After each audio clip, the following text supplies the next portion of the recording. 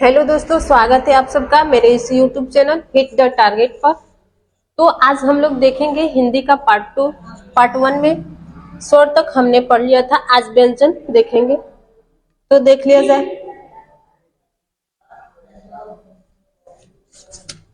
तो देख लीजिए व्यंजन।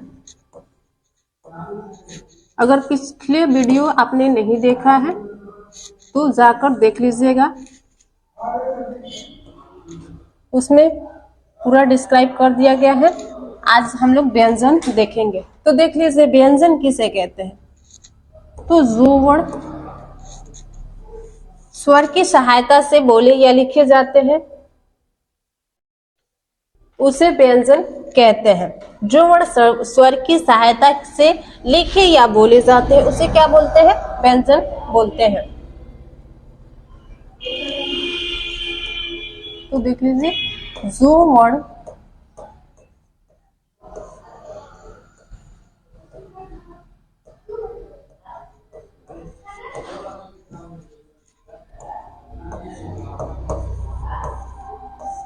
स्वर की सहायता से लिखे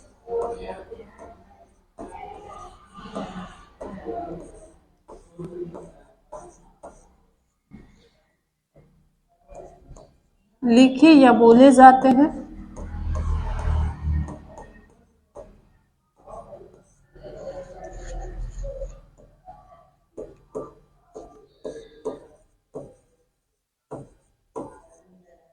उसे व्यंजन वर्ड कहते हैं।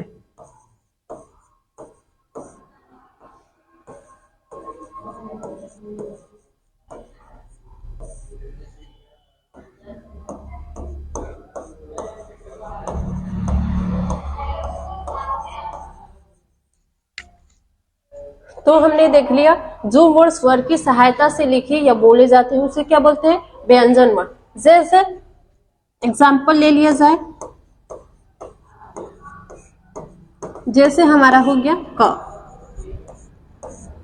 तो क को जब हम उच्चारित करेंगे, उच्चारण करेंगे तो इसमें दो मोड़ आएगा, आधा क प्लस अ। तो ये स्वर की सहायता से बोले या लिखे जाते हैं, इसलिए इनको क्या बोलते हैं? व्यंजन वर्ड बोलते हैं। ये दो वर्ण से मिलकर बने होते हैं। अगर हम स्वर की बात पिछले वाले वीडियो में किए हैं तो ये क्या होता है? ये सिंगल वर्ड होता है, ये स्वतंत्र होता है, जबकि व्यंजन स्वतंत्र नहीं होते हैं। तो हम आगे देख लेते हैं इसमें व्यंजन के प्रकार।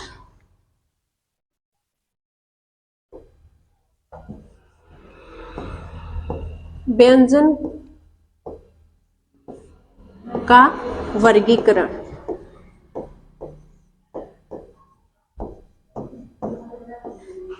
व्यंजन का वर्गीकरण देख लिया जाए, अगले पेज पे देख लिया जाए, यहाँ पे स्पेस नहीं है।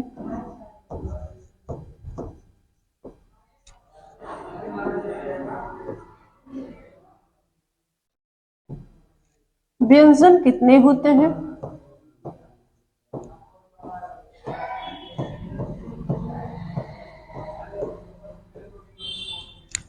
तो हमारा व्यंजन कितना होता है? अगर पूछे मूल व्यंजन,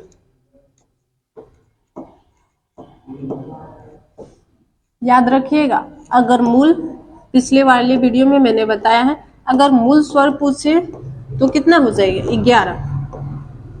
केवल स्वर पूछते, मूल ना पूछकर केवल स्वर पूछते तो वो कितने होते हैं? 13। वैसे ही इसमें अगर मूल व्यंजन पूछे तो मूल व्यंजन कितने होते हैं? 36।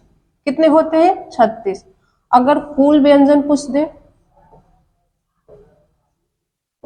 क्या पूछ दे? कुल व्यंजन, तो ये होते हैं 39। कौन कौन व्यंजन होते हैं, कहाँ कौन कौन वर्ण या अक्षर? तो देख लीजिए क, ख,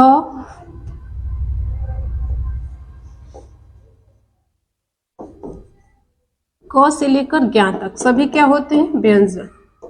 यहां तक कितने होते हैं? 36। और 3 तीसरा ढक के नीचे बिंदु, ढक के नीचे बिंदु और ढक के नीचे बिंदु, ये दोनों द्विगुण व्यंजन होते हैं, ये संयुक्त व्यंजन, ये तीनों मिलकर कितने हो जाते हैं? टोटल 39। तो कुल पूछे तो हमारा व्यंजन हो जाता है 39। केवल मूल्य पूछे, केवल मूल व्यंजन पूछे तो हमारा कितना हो जाएगा?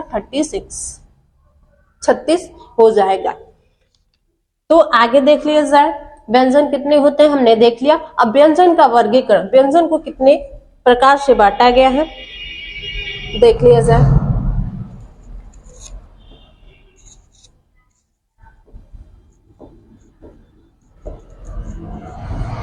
थोड़ा सा और ऊपर लिखना चाहिए। व्यंजन का वर्गीकरण,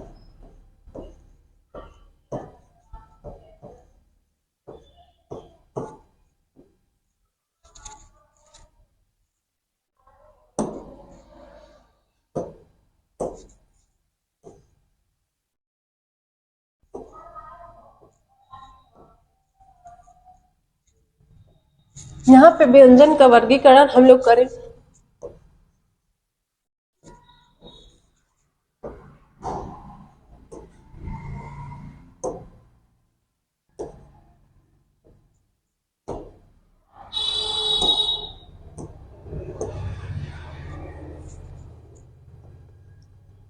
पहले हम लोग व्यंजन लिख लेते हैं कौन कौन होते हैं, उसके बाद वर्गीकरण करते हैं।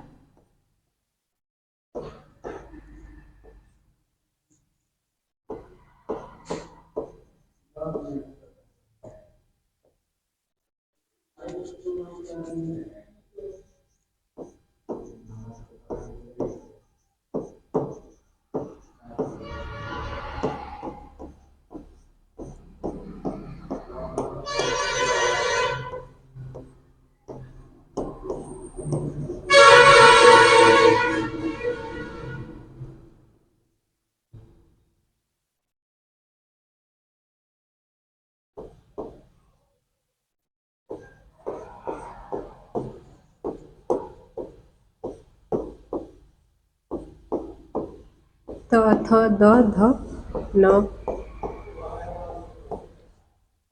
प ह ब भ म।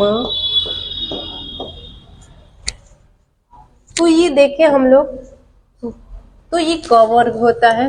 व्यंजन में 5 वर्ग होते हैं, ये क वर्ग, ये ख वर्ग, सॉरी च वर्ग,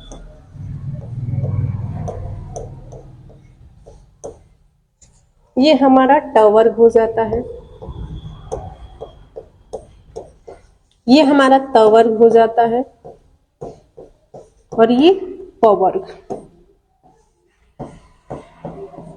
तो जितने भी वर्ग के व्यंजन हैं ये क्या होते हैं? अस्पर्शी या वर्गीय व्यंजन होते हैं। ये अस्पर्शी या वर्गीय व्यंजन,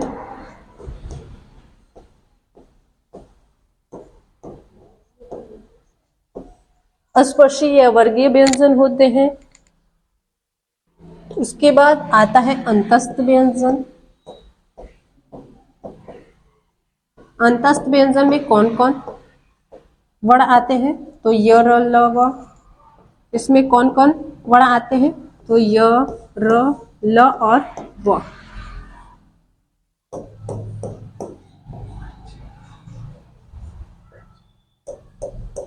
एक आता है उसमें व्यंजन,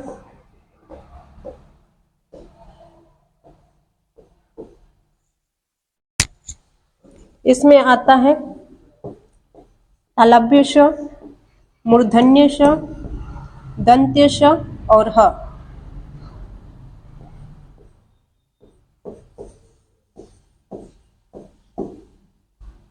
और ह, ये क्या होते हैं? ये उसमें व्यंजन होते हैं। और एक आता है संयुक्त व्यंजन।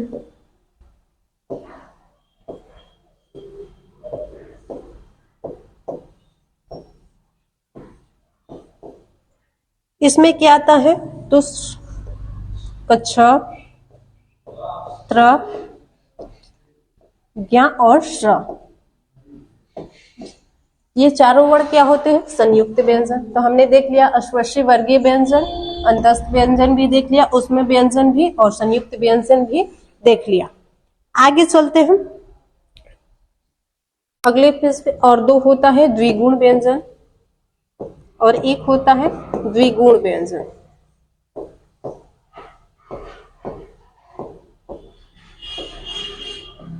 कौन कौन होते हैं? तो ये ड के नीचे बिंदु और दूसरा होता है ढ के नीचे बिंदु। ये द्विगुण व्यंजन दो गुण रखते हैं इसलिए इन्हें द्विगुण व्यंजन कहते हैं। इनका प्रयोग कब होता है? तो जब ये वर्ण ड और ढ बीच में आए या अंत में आए, जैसे सड़क, एग्जाम्पल देख लीजिए सड़क, ये बीच में आया तो बिंदु वाला ड का प्रयोग करेंगे। अगर शुरू में भी आया तो यही वाला द्विगुण व्यंजन का प्रयोग करेंगे। जब कहाँ आए, सॉरी शुरू में आए तो इसका प्रयोग नहीं करेंगे। जब शुरू में आएगा तो ये वर्गीय व्यंजन होगा। यहाँ पे है ये वाला, ये वर्गीय व्यंजन का प्रयोग करेंगे जब बीच में आए और अंत में आए। जब बीच में आए और अंत में आए, जैसे सड़ा, ये अंत में आया हुआ है तो यहाँ पे द्विगुण व्यंजन का प्रयोग होगा। अगर यही स्टार्टिंग में आया होता जैसे डमरू, तो ये क्या होता? वर्गीय व्यंजन। ये ड क्या है? वर्गीय व्यंजन। अंत में आएगा तो क्या हो जाएगा? द्विगुण व्यंजन। अगर बीच में भी आएगा तो द्विगुण व्यंजन का प्रयोग कर लेंगे। कब इसका प्रयोग होता है? जब ड या ढ बीच में आए या लास्ट में आए। ये पॉइंट को याद रखिएगा। आगे चलते हैं।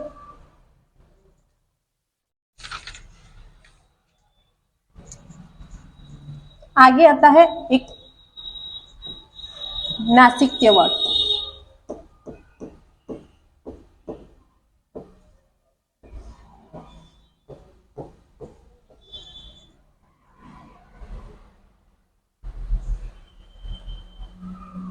या अनुनासिक भी इसे बोल लेते हैं, नासिक या अनुनासिक।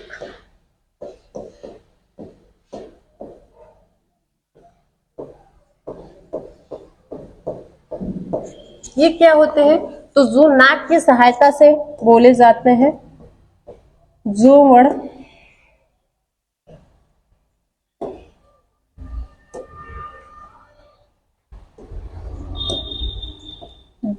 नाक की सहायता से बोले जाते हैं,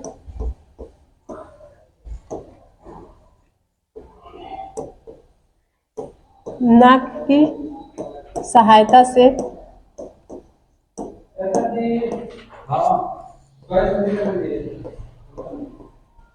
बोले जाते हैं,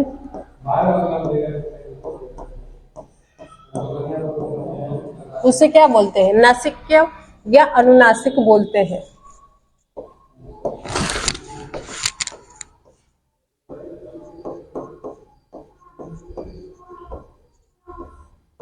या अनुनासिक वर्ण बोलते हैं।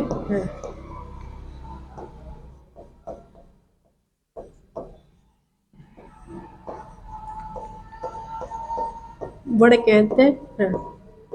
जैसे नाक से कौन कौन वर्ण बोला जाता है? तो अंग,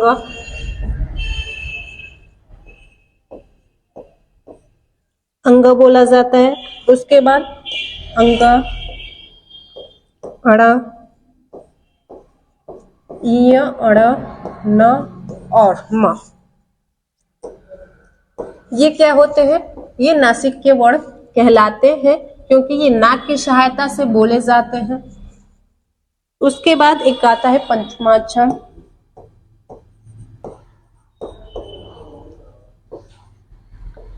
तो ये क्या होते हैं? पांचवा अक्षर। सभी वर्ग के पांचवा अक्षर होते हैं, जैसे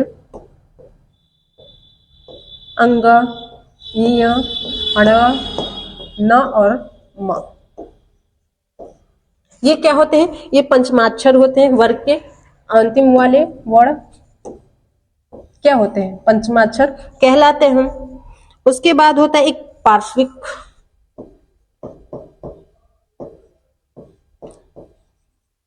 एक होता है पार्श्विक वर्ण, इनको याद रखिएगा, ये बहुत बार एग्जाम में पूछ चुके हैं। पार्श्विक कौन होता है? तुल्ला। ये क्या होता है? पार्श्विक होता है। एक काकल्य वर्ण या कोमल कंठ,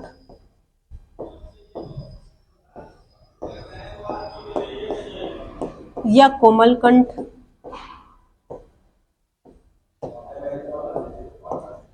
किसको बोलते हैं? काकल्य वर्ण या कोमल कंठ? तो ह को बोलते हैं। किसको बोलते हैं? ह को। किसको बोलते हैं? ह को बोलते हैं। तो हमने देख लिया पंचमाक्षर, पार्श्विक वर्ण, काकल्य वर्ण या कोमल कंठ, सॉरी ये कर्ण नहीं कंठ है, कोमल कंठ। उसके बाद भी कुछ आता है एक लुंठित वर्ण या प्रकंपित, प्रकंपित, लुंठित या प्रकंपित वर्ण किसे बोलते हैं? तो र को बोलते हैं। किसे बोलते हैं? र को। तो हमने देख लिया कि इस वर्ण को क्या बोलते हैं। नासिक्य वर्ण देखा हमने, पंचमाक्षर, पार्श्विक वर्ण, काकल्य वर्ण और लुंठित या प्रकंपित। इस पॉइंट को याद रखिएगा, ये बहुत बार एग्जाम में पूछ चुका है। आगे चलते हैं। तो आता है निरुनासिक, एक आता है निरुनासिक वर्ण।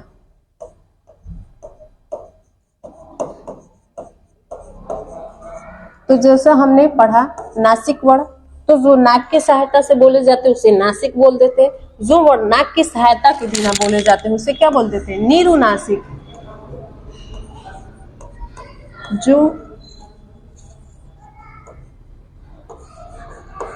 जो वर्ण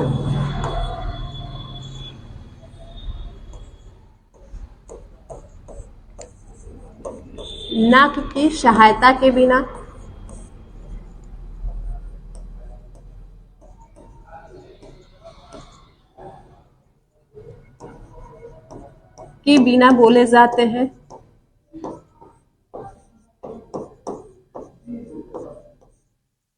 बोले जाते हैं, उसे क्या बोल देते हैं? निरुनासिक।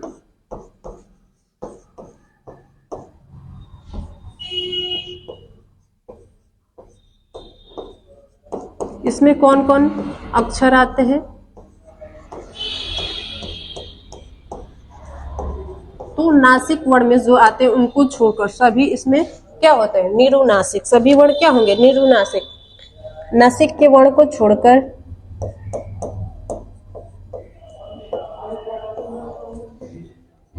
इसमें कौन कौन अक्षर आएंगे या वर्ण? तो नासिक वर्ण को छोड़कर सभी।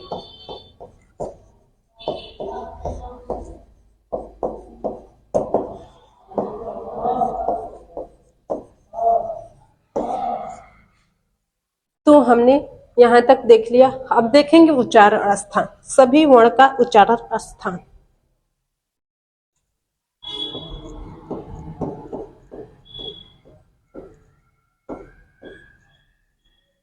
वर्णों का उच्चारण स्थान।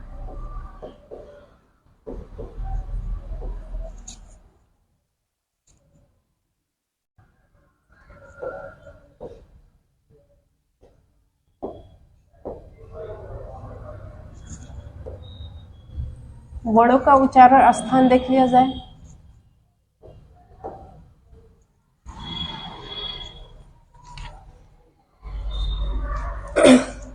तो पहले हम लोग देख लेते हैं क, पेन का कलर चेंज कर दिया जाए।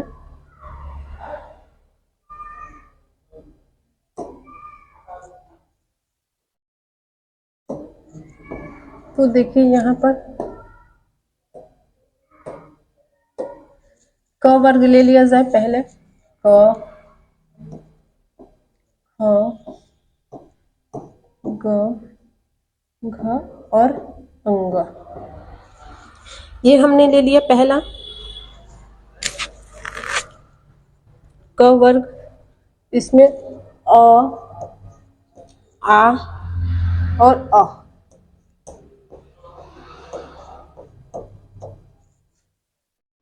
और ह भी ले लेते हैं, तो ये क्या होता है, कंठ के द्वारा बोला जाता है। ये कंठय वर्ण होते हैं, कंठ की सहायता से बोले जाते हैं। ये क्या होते हैं, ये कंठ की सहायता से बोले जाते हैं। इनका उच्चारण स्थान क्या होता है, कंठ होता है। इनका उच्चारण स्थान क्या होता है, कंठ। ये कंठय वर्ण होते हैं। उसके बाद ले लिया जाए च वर्ग।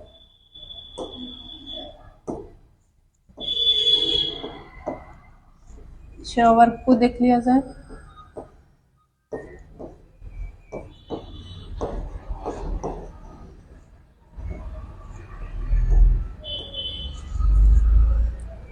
च वर्ग में एक आ जाता है तालव्य श। छोटी ई और बड़ी को ले लिया जाए, तो इनका उच्चारण स्थान क्या होता है, तो इनका उच्चारण स्थान होता है तालु। इनका उच्चारण स्थान क्या होता है, तालु होता है।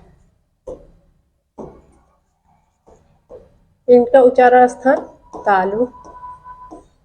इन सभी का अ आ अह क ख ग घ अंग और ह का कंठ होता है। क्या होता है, कंठ। ये कंठय वर्ण होते हैं। और ये क्या होते हैं, ये वाले, तो ये तालव्य, ये तालव्य वर्ण होते हैं। आगे देख लेते हैं ट वर्ग।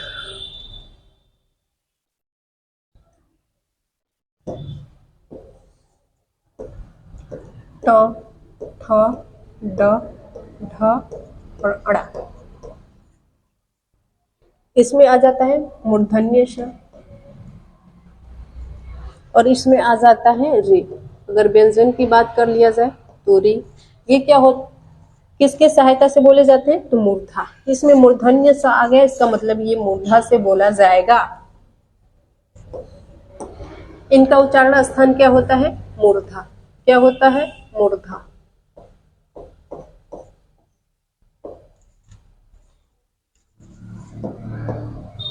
ये क्या होते हैं, मूर्धन्य वर्ण।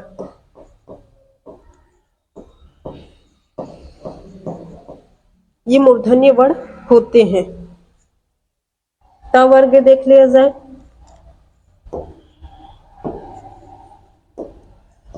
त, थ, द, ध और न। इसमें आ जाएगा तालव्य श। तो ये किसकी सहायता से बोले जाते हैं, तो ये दंत की सहायता से बोले जाते हैं। ये क्या होते हैं, दंत्य वर्ण। दंत की सहायता से ये बोले जाते हैं। किसकी सहायता से बोले जाते हैं, दांत की सहायता से बोले जाते हैं।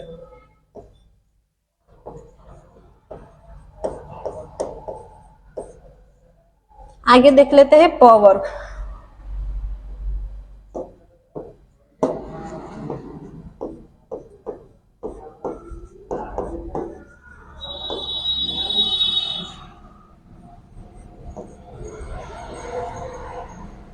इसमें आ जाएगा छोटा ऊ और बड़ा ऊ। तो ये किसकी सहायता से बोले जाते हैं, तो ये ओठ की सहायता से बोले जाते हैं। ओष्ठ्य वर्ण होते हैं ये।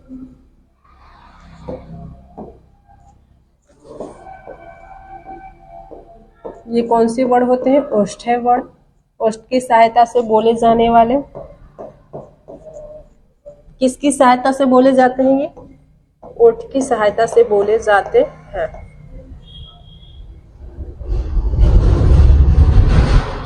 और बच गया हमारा क्या, तो ए। हमारा बच गया क्या, ए व्यंजन में क्या बच गया, ए आए और ओ आओ।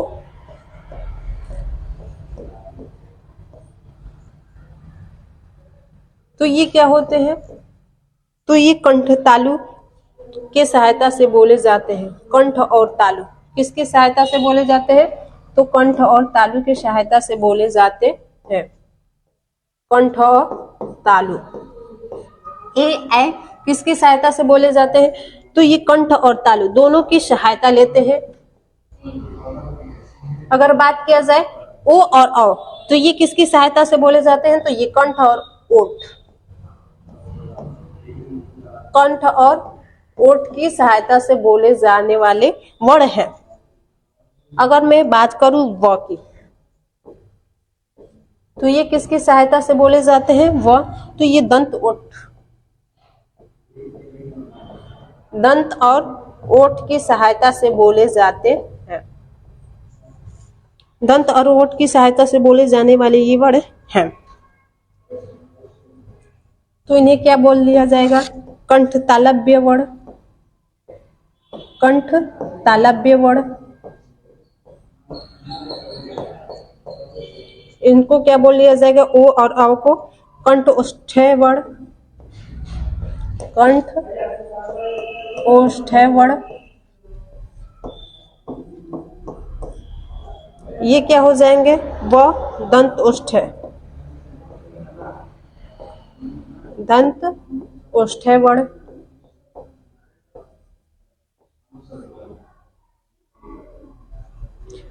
तो हमने देख लिया ये।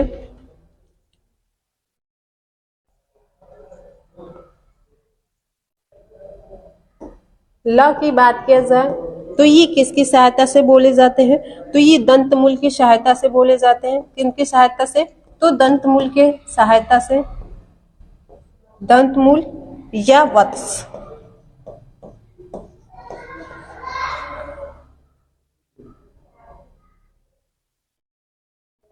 बाकी हमने देख लिया है।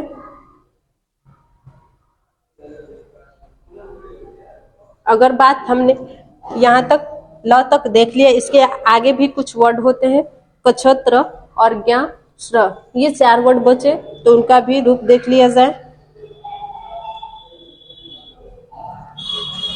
आगे देख लीजिए, हमारे पास जो 4 वर्ड बचे, संयुक्त व्यंजन,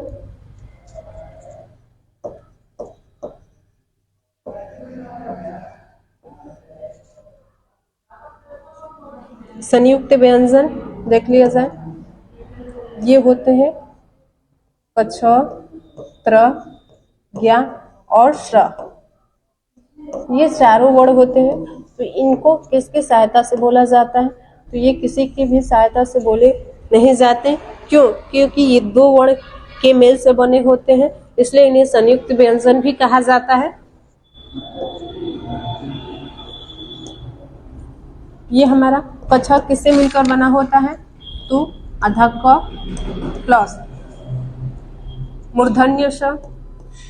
अगर बात किया जाए त्र, तो ये किससे मिलकर बना होता है? तो आधा त प्लस र। अगर बात किया जाए ज्ञा की, तो ये किससे मिलकर बना होता है?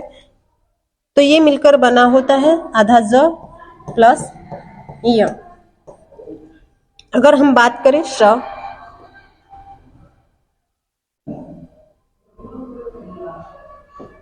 अगर बात करें हम श, तो ये किन किन वर्ड से मिलकर बना होता है?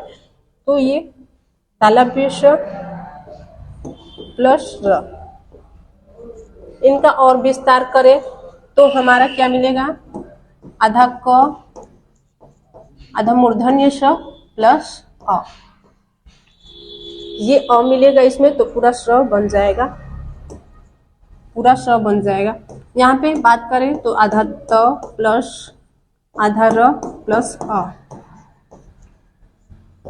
यहाँ बात किया जाए तो ये किससे मिलकर बना है? तो आधा ज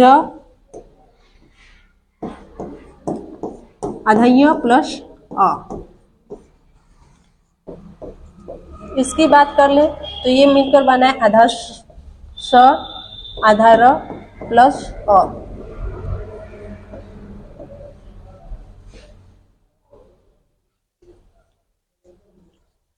तो हमने सब देख लिया कौन किससे मिलकर बना हुआ है। आगे मैं आपके लिए अगले वीडियो में लाऊंगी। मेरा सेशन कैसा लगा कमेंट में जरूर बताएं। जो भी कमी हो उसे बताएं ताकि मैं अपनी कमी को दूर कर सकूं। और वीडियो को लाइक शेयर सब्सक्राइब मेरे चैनल को सब्सक्राइब करना ना भूलें। यहाँ तक ही मैं सेशन का एंड करती हूँ। जय हिंद, जय भारत।